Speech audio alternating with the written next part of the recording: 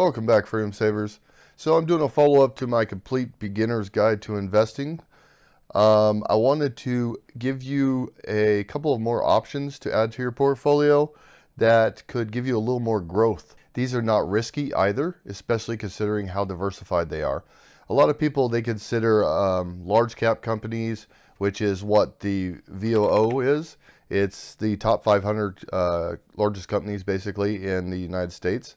Most people will consider those safer investments than mid-sized companies or smaller size companies. But to tell you the truth, the size of the company doesn't determine whether it's a safe investment or not. What really determines whether it's safe is the fundamentals of the company and its resistance to competition, along with its potential for growth in the future. So since we're investing in a broad, diversified portfolio of companies with each ETF that we purchase, then you're so diversified that if one goes down and another one goes up, you're good to go. It's not a big deal.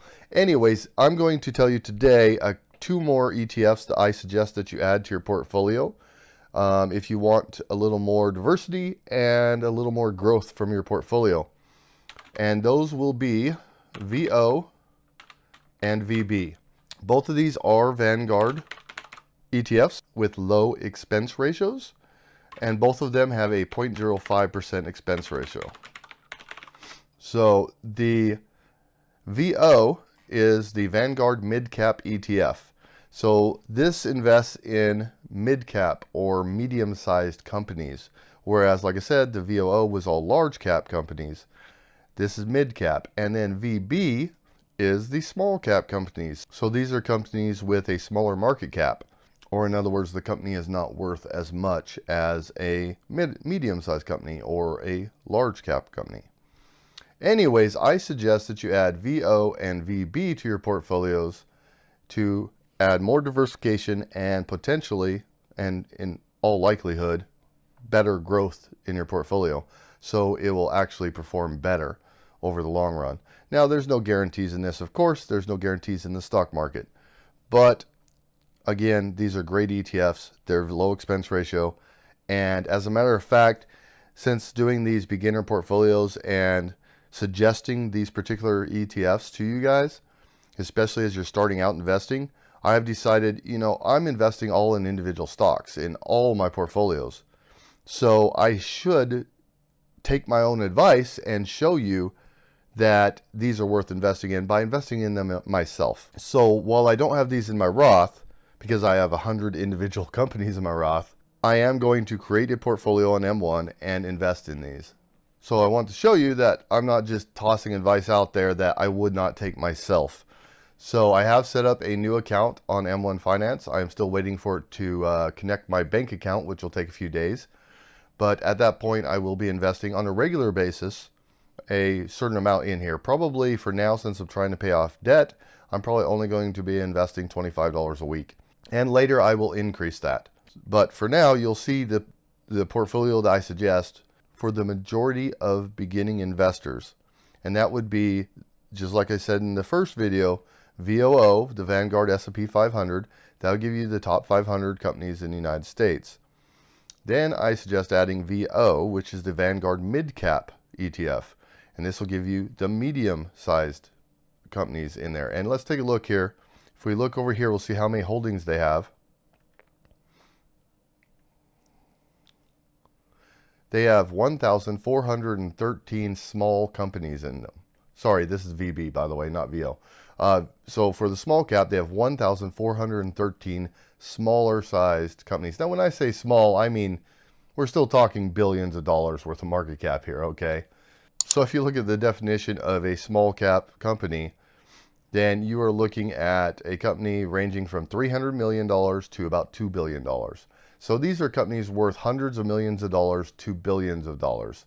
All right, and this one has 1,413 of those in here. So these smaller companies, they have a lot of room to grow because they can grow to a medium-sized company and they can grow to a large-sized company. Not all of them will, of course, but there is that potential, and therefore you can get better gains in your portfolio if many of those companies do. And the same thing with mid-cap. If we come over here, I don't think I clicked it. There we go. If I can learn to click, apparently. This one has 366 medium-sized companies in it. So again, they have more potential for growth than the large companies that are already huge and big. So like Apple and Google, and I hesitate to say Amazon because I think Amazon has a lot of growth to go. But you get the point. These large companies, it's harder for them to continue to grow because they're already so big. And many times they have a full diversified portfolio of products already in their company. So their directions and the steps that they can take to grow are limited. Whereas a medium-sized or a small-sized company has much more options to grow into a large company. So that's why I suggest these two ETFs be added to your portfolio and increase your overall return. Hopefully, that is the plan. So I have the S&P 500 VOO, which is all my large caps. And you can always follow the index right there on Google Finance. So if you go to Google Finance, S&P 500 is the first thing you see up here. So you can follow that and how it's performing. And your ETF should perform near that as well. And then you have the mid caps, which are medium-sized companies, and then you have the small caps. So now you're covered in large, mid, and small cap companies, along with some bonds for diversification. And that's the portfolio I suggest, basically. You can change the weightings to whatever you want, and especially depending on your age. As you get older, you do want to transition less from stocks and more into bonds.